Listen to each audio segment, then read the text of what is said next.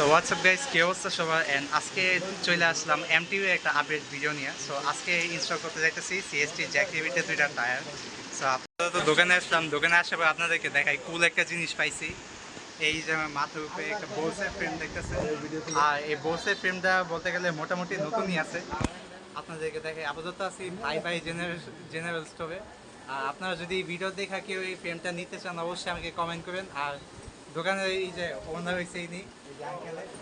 আর দোকানের location details চাইলে সেটা আপনাকে কমেন্ট করে অথবা মেসেজ দিন, আমি জানাই দিব না।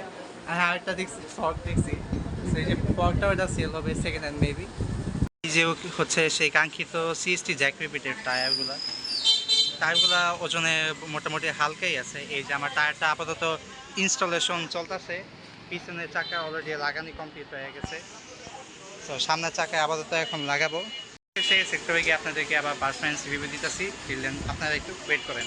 আপনাদের যদি সাইকেলের রাইড ফিলের ব্যাপারে আপনাদেরকে বলি, সাইকেলের রাইড ফিলটা মোটামুটি খুবই ভালো, সুন্দর লাগতেছে দেখতে। তো রাইড ফিল খুবই ভালো। তো আমি আগে মেগনার টায়ার ইউজ করতাম। সো মেগনার টায়ার থেকে সিএসটি জ্যাকরিবিতে শিফট হয়েছি। সো সিএসটি জ্যাকরিবিতে শিফট হওয়ার পর আমি যেটা ফিল করছি সেটা হচ্ছে কি, যে টায়ারকে যখন আমি পুশ করতেছি সাইকেলটা খুবই হালকা লাগতেছে। আর রোলিং তো সেটা অবশ্যই বাড়ছে।